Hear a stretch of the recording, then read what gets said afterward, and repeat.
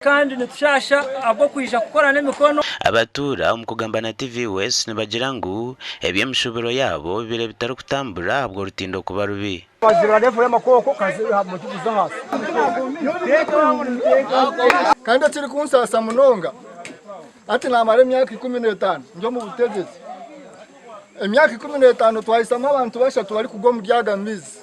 Mbwenu ninyebuza yabito tutatera karuru nk'abandi. Kandi nkitwe nk'abantu ba government nanga abantu ba Uganda turi kumanya government eji iriyo netuyambaci turi banya Uganda turi abanya Uganda turi mu mwanya ki muri kumazira abantu kukatora n'umushije ari gushaka ubuhunga nakadaka katwagwa mizi yagenda busha nempari yatwagwa mizi yagenda jure pande.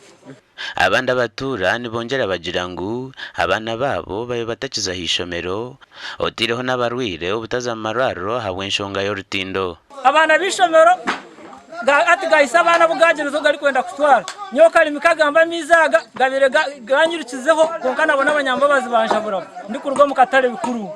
Nikisema ana umurani owatira akakinda ako kubani twambukira ibintu bonabona kibatugesere umisiri urarayo. Ana nuwagira tumuramye kurwo muri ubuyanja Mairut kandi kwatira Abatuura abo na wayine byagambere nyaye torije ebicuka binji onka nyowe numanya tinkupatira kore bintu ninjenda one by one so far eze zinkozire nazikozire kuva aho indije myanya erikubi. Lieutenant Joe Warusimbi or RDC wa district ya Kasese arabwira ba MG Engineering and Contractors Limited abarukuza kora uruguto rwa Kitoru Kayanja omugombora ya Nyakiyumbu mu district ya Kasese ngo batakore imirimo y'ebishobobo. Uruguto runuringana kilomita mukaga kandi rukumaraho billion 8 na million 800 obwe barutire mu korasi.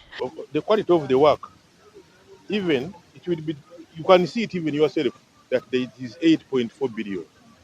What we are expecting is quality work and value for money. It's a lot of money.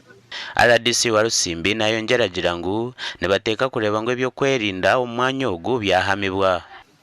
We have everything to make sure that these people are safe, and we have everything to make sure these are simple machines, small ones, make sure that they are safe. So they should not get worried of their security because there is nothing much worrying them not to perform. And we request the government that as we work on the road, even the government is working in the process of giving us a ferry, because the goods that will be put at the landing site will first via the lake, then in the ferry. Engineer Nesco Chobe urukura MG Engineering and Contractors Limited nagira ngo nibakurebuka ngo bakora uruguto rwo mutindo. We shall work day and night to make sure we do this work because it's community concern. This road has not been almost not there. People have been using it for the border. It's now time to open up this road to the lake. We should expect maximum cooperation with the community. In fact, Kasese is the most beneficiary district because we have worked on Chitabu Road,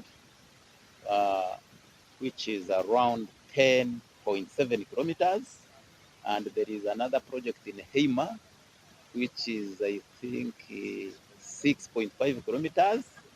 And since the program started, this is the